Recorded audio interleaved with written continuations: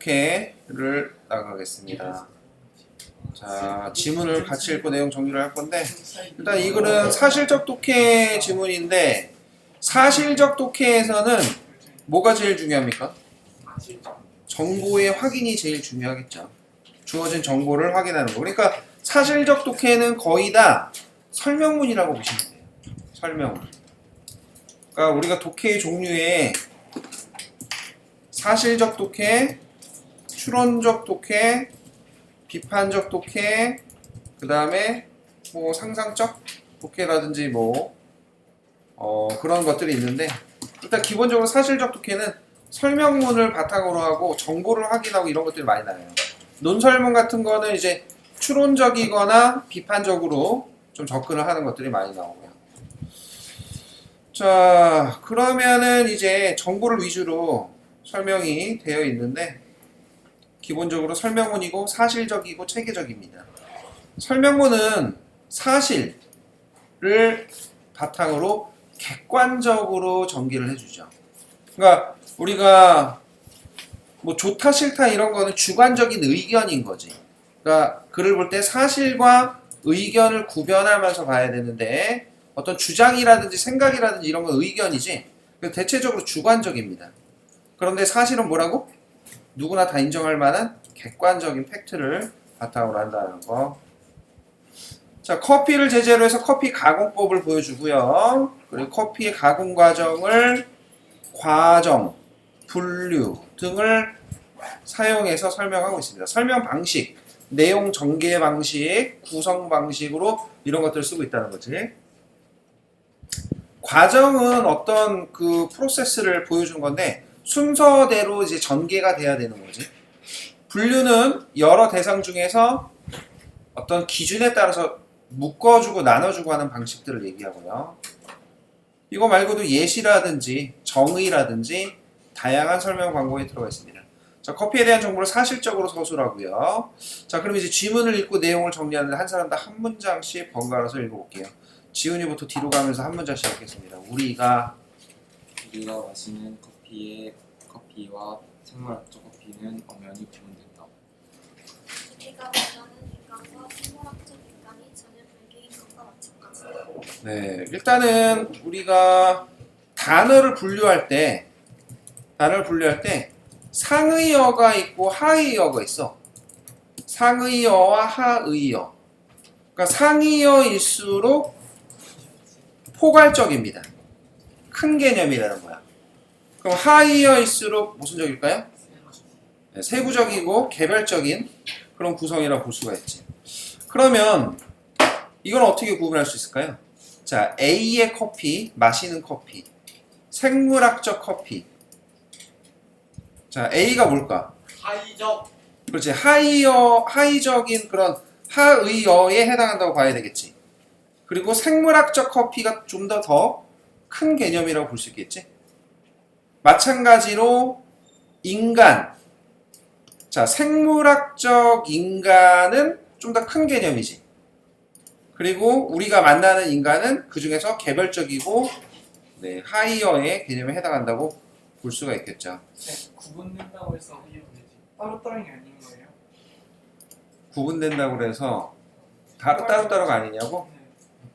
여기서는 글쓴이가 사실 구분된다라고 했는데, 사실 구분이라는 말은 분류에 가깝잖아. 그러니까 너도 헷갈리는 거지, 그지? 사실은 여기서는 구별된다라고 하는 게 좀 더 적절할 것 같아요. 제 생각에도 구분이라는 거는 뭐 지금 상현이 얘기했듯이 약간 분류의 개념이거든? 나눠주고. 그래서 근데 이게 다른 건 아니잖아. 포함하는 관계에 들어가기도 하잖아. 그래서 사실 여기서는 구별이라고 하는 게 좀 더 나을 것 같아요. 근데 뭐 글쓴이가 이렇게 썼으니까 뭐 따질 수는 없는 노릇이고, 글을 좀 더 잘 쓰는 사람은 아마 단어 선택에 좀 더 민감하게 썼겠죠. 자, 그런데 여기서 우리가 캐치해야 될 거는 또 전개 방식에서 뭐가 쓰이고 있다? 분류. 자, 마찬가지다 그러는데요. 유추를 쓰고 있는 거죠. 자, 유추를 사용하고 있습니다. 유추 다시 한번 정리하죠. 유추는 유비 추리의 준말이라고 그랬죠? 유비 추리는 유비를 거꾸로 해서 뭐가 된다고? 비유. 비유를 사용하는 거야. 그래서 전개 방식이 A가 B이듯이 C도 D이다 이렇게 가는 거죠. 네. 그러니까 무슨 말이냐면 우리가 만나는 인간과 생물학적 인간이 다르듯이 알겠어요? 다르듯이 우리가 마시는 커피와 생물학적 커피는 다르다. 이렇게 전개하는 걸 유추라고 보시면 되겠습니다. 자, 여기 두 문장에 유추 들어가 있고요. 자, 생물학적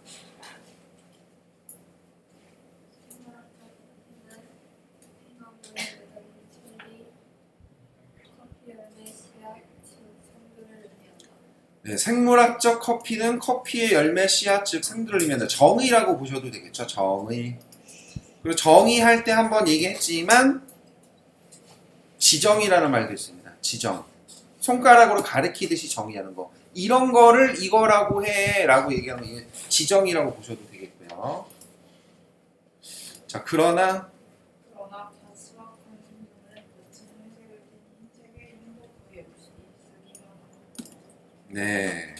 자, 다음. 꽃향기에서 풀린데 촛불 향기는 한반향을 포함 15세로 짧은 맛이 나오며 성품에서 공기에 가까운 짙은 목소리까지 다양한 갈색의 스펙트럼을 나오는 것 말리고 공격하는 과정을 자, 한마디로 우리가 마시는 커피는 다양한 맛과 다양한 향과 다양한 색을 지녔다 이렇게 구분하고 있죠.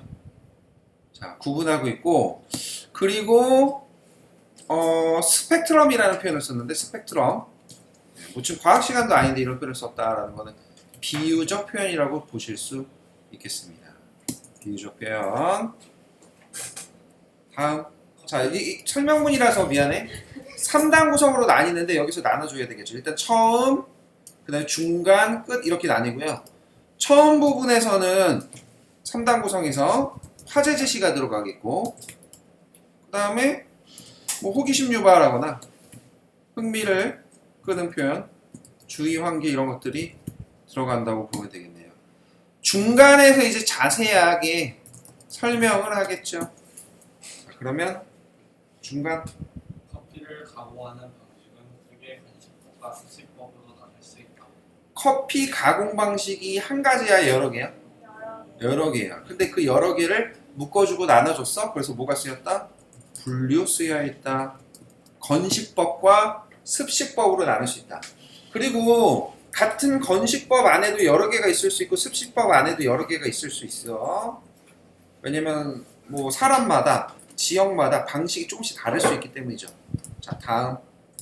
자연식이라고도 부르는 건식법은 가장 단순한 기계였을 뿐 아니라 기계를 가장 적게 사용하는 방식이다. 자, 건식법에 대한 설명이 나왔습니다. 핵심 키워드는 자연식, 그 다음에 단순, 오래, 그다음에 기계 적게. 자, 다음. 건식법의 첫 단계는 빨갛게 익은 커피 열매, 즉 체리를 수확하는 것이다. 첫 단계가 나왔네요. 첫 단계 나오면 둘째 단계, 셋째 단계도 나올 거 아니야? 그래서 전체적으로 과정을 쓰고 있다라는 것도 알 수 있고요. 과정. 자, 열매, 체리를 수확하고 다음. 수확하는 방법은 커피 냉장의 규모, 시설물, 위치, 재배하는 커피의 품질에 따라 다양하다. 지금 여기 문장하고 건식법의 첫 단계는 이거랑 그 다음에 다음 문장이랑 너네가 봤을 때 어느 문장이 더 중요해? 앞에 거 뒤에 거 뒤에 거, 앞에 거. 뭐가 중요할까요? 앞에 첫째, 둘째 이렇게 나오는 건 좀 더 중요하겠지. 그래서 앞에 문장이 더 중요한 거야. 그러니까 문장에서 항상 얘기하지만 단어에서도 그렇고 문장에서도 그렇고 글에서도 그렇고 문단에서도 그렇고 중요도를 평정해야 됩니다. 그래서 이게 주지 문장인지 부연 문장인지 예시 문장인지 이런 것들을 구분하면서 봐야 돼요. 그러니까 예를 들어서 체리를 수확하는 것이다. 수확 방법 다양하다. 이건 이제 부연 문장이 되겠죠. 앞에 있는 내용을. 다음. 수확한 체리는 세척 과정을 거쳐 키질을 통해 잘 익은 것과 덜 익은 것, 손상된 것으로 선별한다. 네, 두 번째 단계인 선별 작업이 되겠습니다. 중요 단어는 선별이었고요. 다음. 지흙, 나뭇가지 등 이물질을 바람에 날려 제거한다. 네, 제거한다. 자, 이렇게 선별한 체리는 커다란 콘크리트 블록, 벽돌 바퀴 또는 돗자리를 펼쳐놓고 햇볕을 받도록 한다. 네, 햇볕을 받도록 한다. 세 번째 단계인 건조에 해당합니다. 건조. 자, 이는 한국에서 가을에 고추를 말리는 환경과 흡사하다. 여기도 뭐가 들어가 있다? 유추가 들어가 있다. 한국에서 가을에 고추를 말리듯이 커피를 생산하는 나라에서도 체리를 햇볕에 말린다. 이런 식으로 전개하면 되겠죠. 자, 말리는 건조 과정 들어가 있고요. 체리는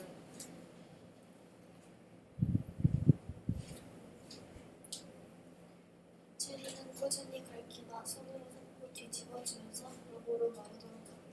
골고루 마르도록 한다. 자, 그래서 잘 마르게 작업이 필요합니다. 그냥 자연적으로 되는 게 아니라 손이 간다는 얘기죠. 자, 체리가 우리가 제작상태의 12.5%의 수분을 먹을 때까지 2-3주간 걸립니다. 자, 황금 비율 나왔네요. 최적 상태 12.5%. 주요 정보니까 확인하셔야 되겠고요. 자, 그래서 2-3주간 말립니다. 자, 다음. 햇볕이 약하거나 습도가 높은 지역에서는 어디 말리기가 자, 습도가 높은 지역이 나왔고, 그 다음에 습도가 낮거나 일반적인 지역이 나왔어. 그리고 규모가 큰 농장도 나왔어. 그러니까 서로 비교하고 대조하는 거죠. 비교하고 대조하는 거. 대조는 주로 차이점을 중심으로 전개하는 거. 자, 규모가 규모가 큰 농장에서는 좋은 바람이 나오는 드라이어를 사용하여 네. 그럼 규모가 작은 농장에서는 왜 안 하게? 드라이어를. 비싸서 그렇지, 비싸서. 일단은 있지 얘들아, 너네 경제지문에서 많이 봤나 모르겠는데요. 라면을 우리가 슈퍼에서 하나씩 팔아? 아니면 5개씩 묶어 팔아? 5개씩 5개씩 묶어 팔아. 어느 게 더 싸게? 5개 5개 묶어 사는 게 삽니다. 이런 거 뭐래? 규모의 경제라고 해요. 규모의 경제.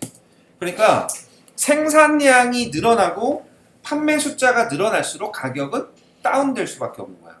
그러니까 소량으로 간의 수공업으로 커피를 만드는 데서는 커피가 쌀까 비쌀까? 비싸요. 비싸지. 그러면 대량으로 할 때는 가격이 싸지지. 그리고 그 소비 여력을 갖다가 이제 드라이어를 사용하는데 그런 데 쓸 수 있는 거죠. 네. 자, 다음. 건조 작업은 커피의 품질을 결정하는 가장 중요한 단계이다. 네, 건조 작업 중요하다. 다음. 체리가 너무 마르면 부서지기 쉬워 동안 손상을 위험이 커진다. 네. 자, 그리고 이럴 때 쓰는 말 뭐죠? 과유 불급. 불급이네요. 말리는 게 필요한데 그렇다고 너무 말리면 안 되는 거지. 과유불급이에요. 다음. 그렇다고 덜 말리면 체리의 곰팡이가 피거나 썩어 품질이 떨어진다. 네. 이것도 대조라고 볼 수 있죠. 너무 마를 때, 덜 말릴 때 차이가 있는 거니까. 그래서 건조 작업이 중요하다. 따라서 아래서도 너무 습하지도 않은 12.5%의 수분을 유지하는 것이 중요하다. 자, 황금 비율 나왔고요. 말린 체리는 공장에서 껍질을 벗길 때까지 특별히 고안된 사일로에 보관한다. 사일로에 보관한다. 자, 네 번째라고 안 나왔지만 네 번째 단계입니다. 자, 각 단계를 단계별로 정리할 수 있어야 돼. 일단 뭐였지? 1단계? 체리 수확. 체리 수확. 2단계 뭐였지? 선별. 체리 선별. 3단계 뭐였지? 건조 작업, 체리 건조. 그 다음에 네 번째 보관, 보관. 자, 다음. 공장에서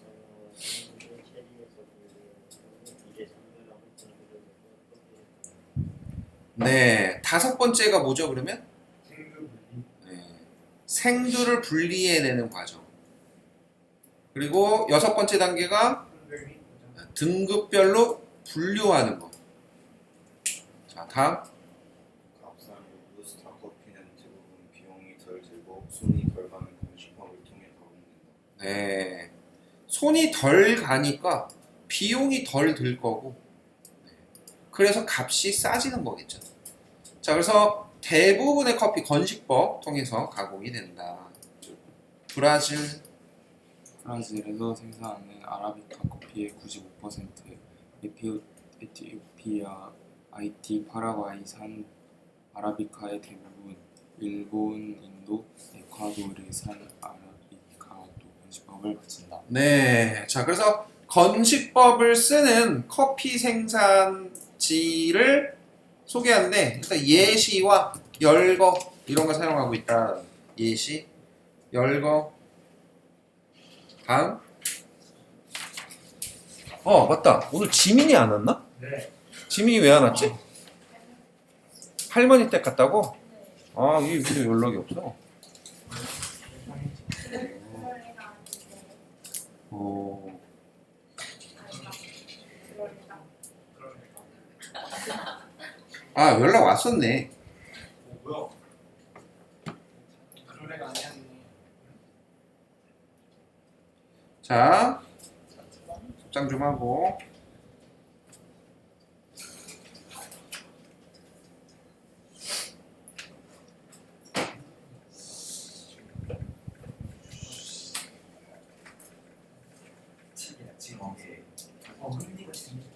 자, 그래서 건식법을 거치고 이제 또 새로운 방법, 습식법 나옵니다. 다음.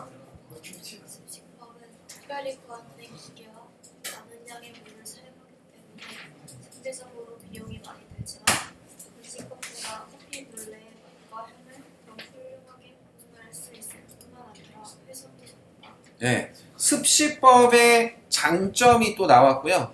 습식법을 소개합니다. 습식법을 소개하면서 뭐라고 하면 특별히 고안된 기계, 많은 양의 물을 씁니다. 그래서 돈이 많이 들겠죠? 이런 차이점이 있기 때문에 대조라고 보셔도 되겠고, 우리 흔히 요새는 또 대조랑 대비라는 말도 많이 씁니다. 대조랑 비슷한 상황에서. 자, 다음. 그래서 습식법은 주로 고급 아라비카 커피 원두를 가공하는 네, 그래서 차이점 고급이다. 여기는 고급. 그리고 여기는 보다 값싼 커피다. 수확한.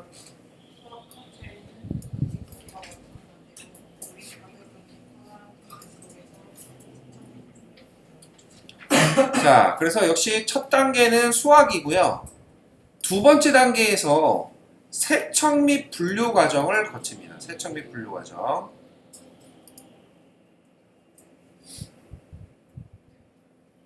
잘 열리는 것과 있지 않은 것, 한국과 다른 것으로 분별하고 분별 자비는 음식의 껍질과 과육을 제거.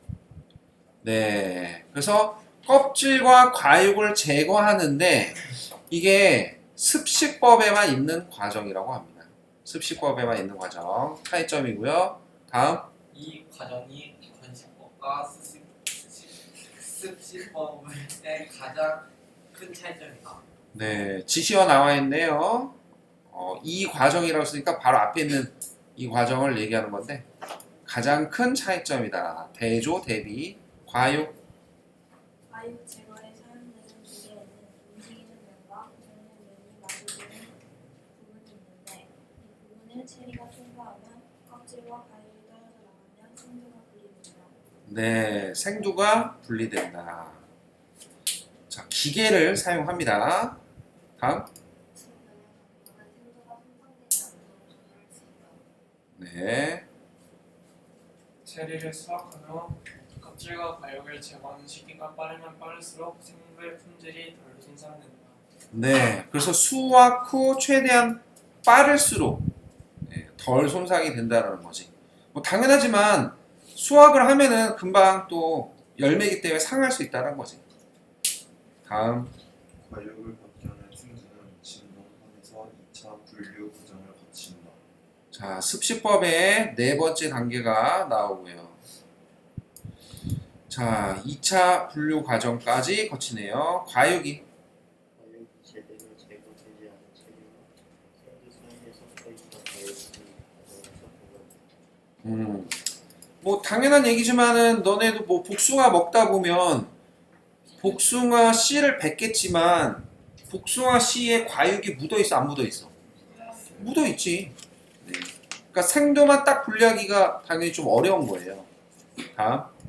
진동은 가시한번 탱크에서 물로 깨끗이 세척되는 과정을 거친다. 다섯 번째 단계에 해당하고요. 다음. 세척이 끝난 생두는 커다란 탱크에서 배출을 합니다. 발효가 된다 그렇습니다. 자, 그러면은 우리가 또 배경 지식을 이용하면은 되잖아요. 우리나라는 또 특히 발효식품이 많죠. 김치라든지 막걸리라든지 발효 과학이라는 말도 있습니다. 전 세계적으로 없는 김치 냉장고도 있고요. 예. 발효의 장점이 뭡니까? 오래 먹을 수 있다. 오래 먹을 수 있고, 그 다음에 다양한 맛과 깊은 맛을 낼 수 있다는 거죠. 그죠? 자, 발효. 발효 과정을 거치면서 생두에 남아있던 끈적끈적한 점액과 석껍질이 용해진다. 나에게는 세심한 주의가 있다. 제 잘못하면 불리한 심하심의 소리 때문이다 나오면 거의 인과죠. 자, 원인이 나오고 그래서 세심한 주의가 요구된다. 결과입니다. 불유쾌한 신맛은요. 발효의 특징이죠.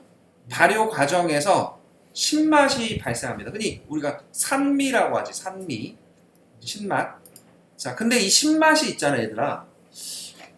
너네 아는지 모르겠는데 신맛이 약간 고급진 맛이야. 그리고 유명 그 요리하는 그 셰프들도 그래서 신맛을 어떤 킥으로 좀 잘 살린다고 합니다. 그래서 선생님도 어디서 들었는데 김치찌개 있잖아. 아니 백종원한테 배웠나? 아무튼 그런데 김치찌개 끓일 때 식초를 조금 넣으라는 거야. 그게 좀 이상할 것 같잖아. 김치찌개 끓일 때. 근데 식초를 조금 넣잖아? 그게 식당 비결이래. 식당 김치찌개 맛있는 이유 중에 하나가 또 식초를 좀 넣는다고 해요. 자, 아무튼 그렇습니다. 근데 다만 불유쾌한 신맛이라면 이건 좀 난감하죠. 자, 점액. 점액과 껍질이 모두 사라지는 데 걸리는 시간은 평소의 온도와 과육에 따라 다르지만 일반적으로 6시간이 걸립니다.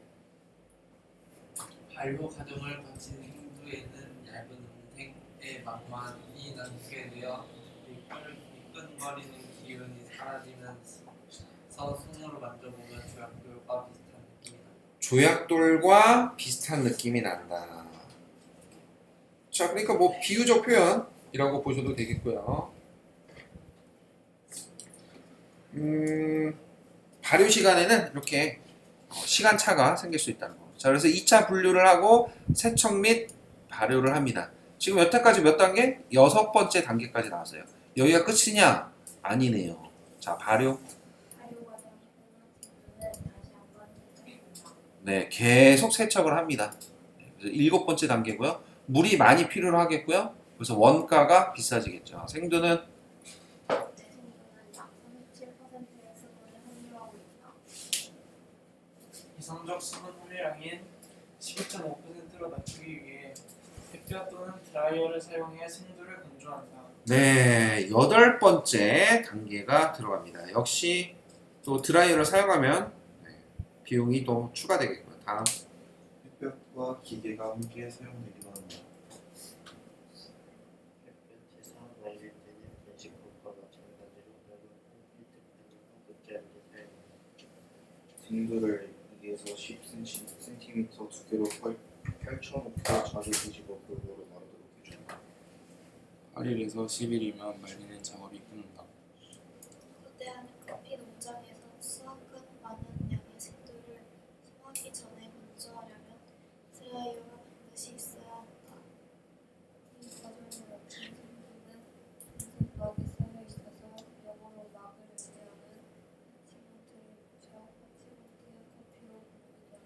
네, 그래서 지금 8번째 단계, 즉 건조 단계에 대해서 설명을 해주는데 이 단계를 거치면은 은색으로 이렇게 변한다고 하네요.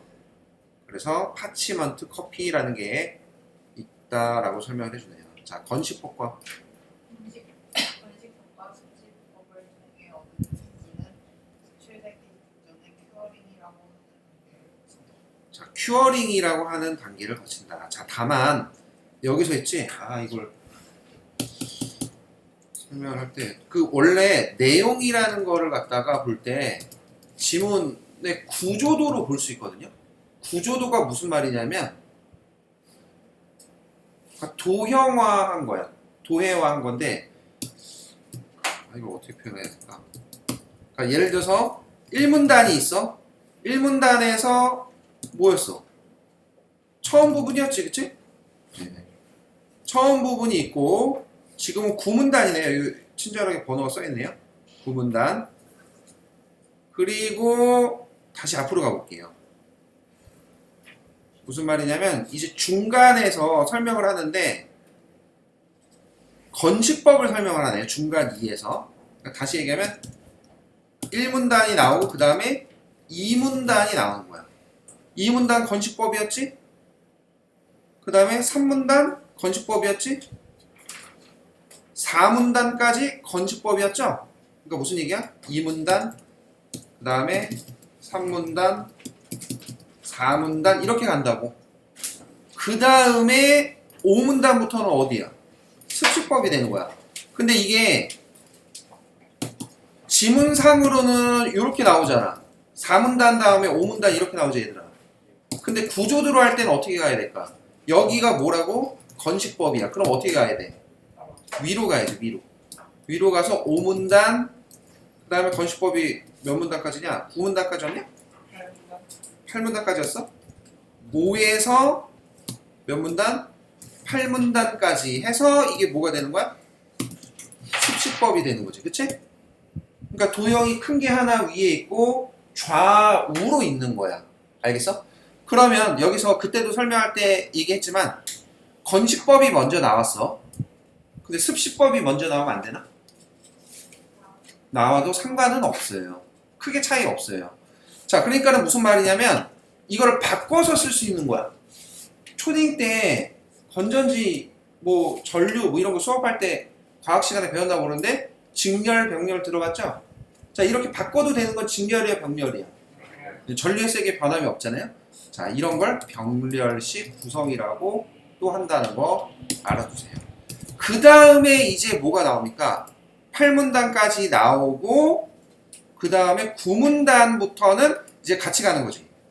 9문단, 그 다음에 뭐 10문단 뭐 이런 식으로 가겠지? 마무리, 끝 이렇게 가는 거예요. 자, 이제 9문단으로 갑니다. 마지막까지 남아있다는 생각이 이 과정에서 바뀌고 이거 발생을 했습니다. 눈으로는 감지할 수 없는 결점을 지닌 것은 기계를 사용해 삭감했다. 동네 사람들이 선택하고 주문할 수 있도록 판매는 신분에 따라 이름과 등급이 네, 이름과 등급이 매겨진다. 매겨진다. 자, 큐어링 작업, 그 다음에 분류 작업 이렇게 진행이 되고요. 그 다음에 이렇게 길고 복잡한 가공 과정을 거쳤는데도 이분은 아직 우리가 알고 있는 커피의 모습이 아니다. 자, 우리가 알고 있는 커피 그랬습니다. 그러면 이 커피는 여기 커피가 많이 나오잖아. 문제에서 이렇게 물어볼 수 있어. 다음 중 종류가 다른 것은 해서 A, B, C, D를 주는데 다 커피야. 그럼 다시 앞으로 가볼게. 자, 우리가 알고 있는 커피는 자 1번, 2번. 자, 앞에 거지? 무슨 말인지 알죠? 네, 이렇게 구분할 줄 알아야 되겠고요. 자, 다음. 회색빛을 띤 흰색의 풋내가 나는 상태이다. 네. 생두는 로스팅 또는 배전이라고 하는 볶는 과정을 거친 후에야 비로소 커피 원두로 생각한다. 네, 그래서 우리가 아는 커피가 되기 위한 마지막 단계를 이제 로스팅 배전이라고 합니다. 자, 로스팅이란 로스팅이란 생두를 12에서 25와 섭씨 180에서 250도에서 볶으면 생두의 대부분을 가져오는 방법은 트레이닝 방법입니다. 커피 기준으로 나누어진 물질을 만드는 과정입니다. 네. 그러니까 너네도 이제 좀 컸으니까 이제 입맛을 좀 알죠? 기름맛 알아? 기름맛? 네. 고기 먹으면 이제 기름 맛이 나잖아. 어때요, 맛이? 맛있어요. 어떻게 표현할 수 있나? 기름 맛은? 그렇지, 고소하지. 이 기름 맛은 고소한 거야. 그러니까 커피에는 다양한 맛의 스펙트럼이 있는데 아까 얘기했던 산미도 있고 고소함도 있는 거지. 이 고소함은 어디서 나올까요? 커피 기름이 나오는 로스팅, 캐러멜화 과정에서 나오겠지. 그리고 단맛도 나올 거고요. 다음. 캐러멜화는 어린 시절 불량식품의 대명사 뽀삐를 연상하면 이해하기 쉽다. 이해하기 쉽다. 역시 또 유추 쓰여져 있고요. 여태까지 한 3번 정도 쓰였네요. 다음. 설탕을 새로 된 주걱에 담아 돌 위에 올리면 설탕이 녹으면서 구수한 향기가 나는 갈색 액체로 변하는데 이것이 바로 캐러멜화이다. 캐러멜화이다. 자, 로스팅의 의미. 그리고 캐러멜화에 대해서 아까 얘기했듯이 정의했다라고 할 수도 있고 이것이 캐러멜화야 라고 지정하고 있다라고 볼 수도 있습니다.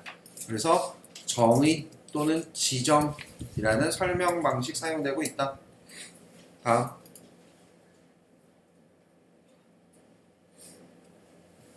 커피 원두는 로스팅의 온도에 따라 다양한 맛과 향을 낸다.